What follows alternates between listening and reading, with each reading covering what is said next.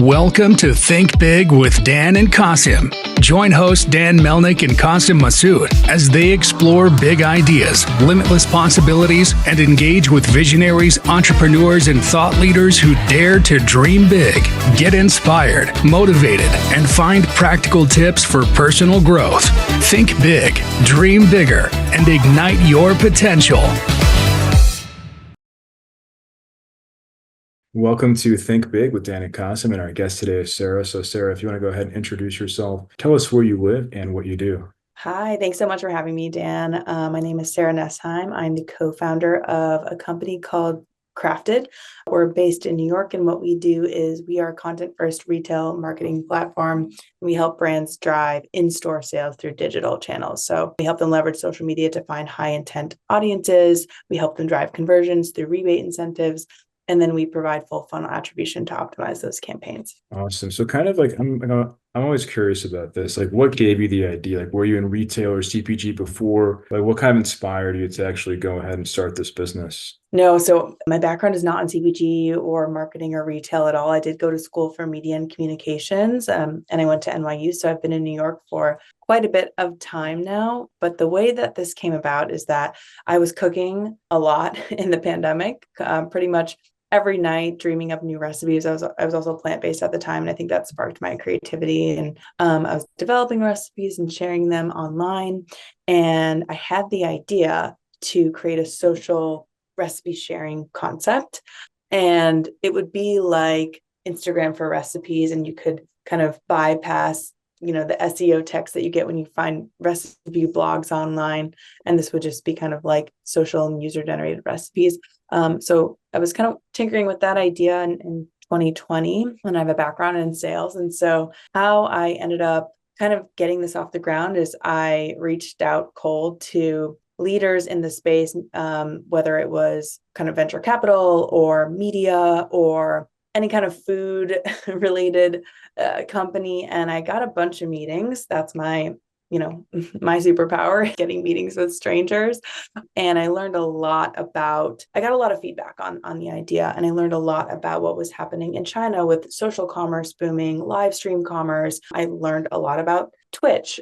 TikTok was taking off at the time. So I evolved the idea into a shoppable live stream cooking community, right? And we were calling it Twitch for Cooking. And we ended up getting a fair amount of emerging brands super excited about this because, to launch a new brand in any industry, especially the food space, is really challenging to kind of cut through the noise. So they were intrigued by the opportunity to get in front of a highly engaged audience and transact on the spot. Influencers were super excited for similar reasons, but it was pretty tricky to get enough eyeballs and like viewers to tune into the streams at the right time to make the business make sense. And so as I was catching up with these brands, their feedback was, hey, like if not enough people are tuning in, can we have the content? You're recording these streams, like we need content for our socials.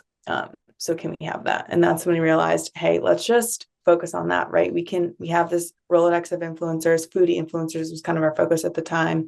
These brands need content, so we can be that matchmaker. And then over time, since then, we've kind of refined and brought this retail focused marketing solution to market as well, because throughout the last 4 years that we've been building this, commerce has swung aggressively away from D2C that was booming kind of pre-pandemic, now back to brick and mortar. And we have happily been positioned at the forefront of that change as well. And so that's kind of the story.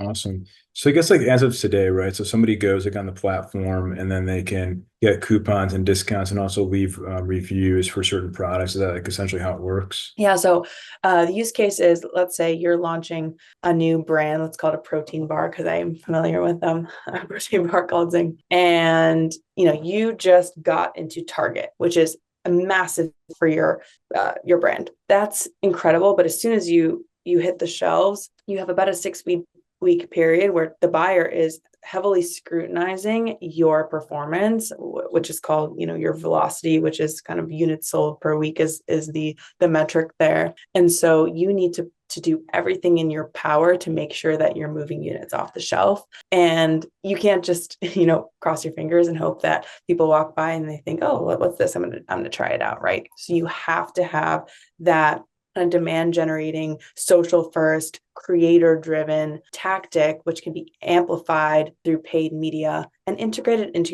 your retail marketing strategies as well, or like the programs that you might do with Target directly. For example, you could run creator generated content on Target's website. There's a bunch of different ways to, get bang for buck out of this content, but you need to be timing the campaign and driving to specific stores if it's only regional, and making sure that people are aware of your brand, one, two, and aware of where to get it. So you would come to us to get influencer content. We're making sure that we're pairing you with the right influencers that make sense for your brand, that are within your price point. We actually set rates for creators based on their projected reach. So it's all kind of performance based from the start. And then we also make sure, or can ensure through kind of our technology and our automation, that the creators are in proximity to the right stores as well. And we handle all the logistics that can really bog down a team when running a campaign like this. Makes sense. So are there certain vertical or certain types of products where you've seen more success than others? Like,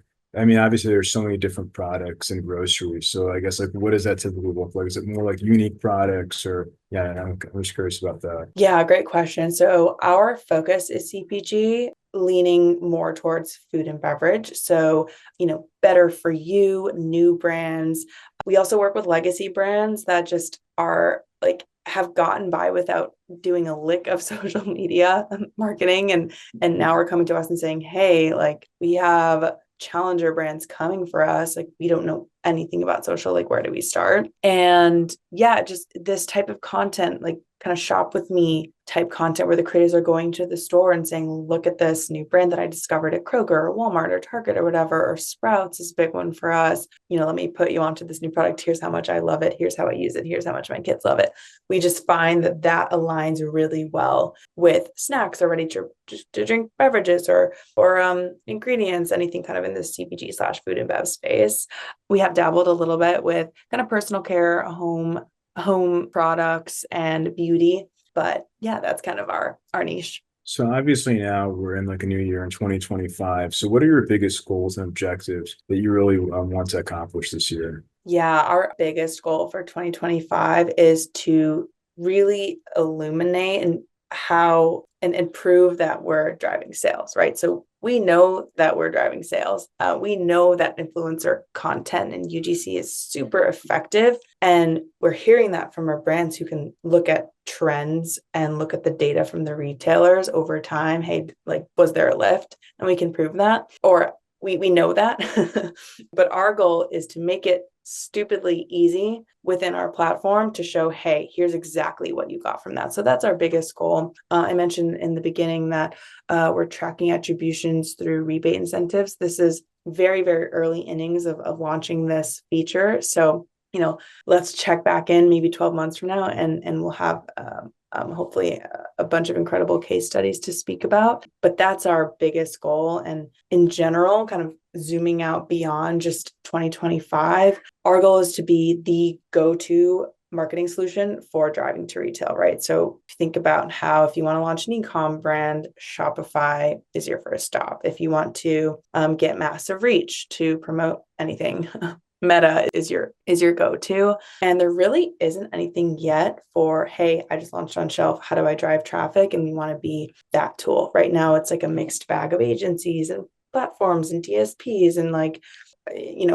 every internal team looks different, and data collection is all over the place. So that's our big goal, is to streamline all of this into one platform. So how do you find like the right influencer? I think that it's a big challenge and a huge bottleneck for so many brands and people. It's a very crowded space these days. So how do you actually find like the right people? Obviously, location is one thing, but even like making sure that they're actually like going to be a good fit for this brand. Totally. It is a crowded space, honestly. There's actually, there's a ton of influencer databases out there that are very, very robust, where, a hefty monthly fee to have all the filters in the world, and you can get really granular about who to reach out to, which is great.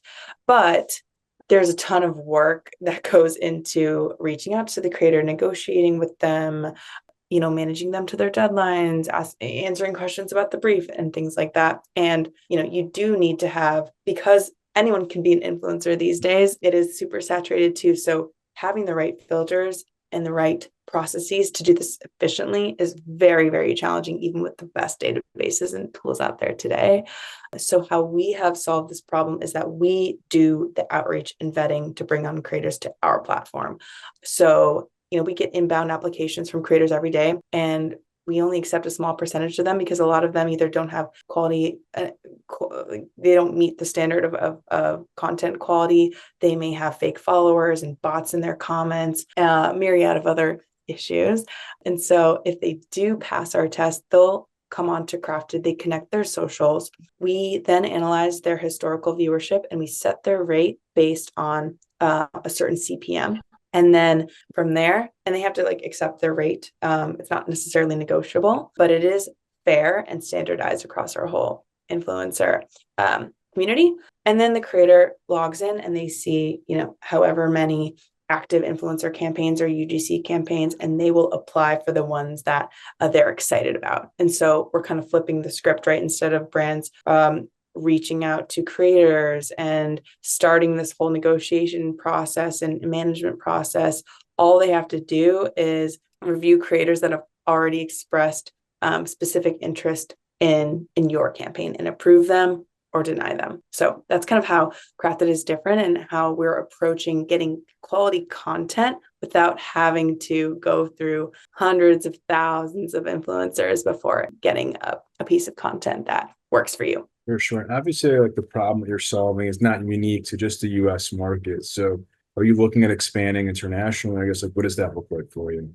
Absolutely. So we have expanded a little bit into the UK and Canada. And so over the next couple of years, our goal is to continue building out our presence there. But we have creator applications from all over the world. And so it's just a matter of how we can align that demand over time. But yeah, you're absolutely right. Awesome. So what would you say is the one biggest piece of advice that you wish you knew before you got started? Oh, wow.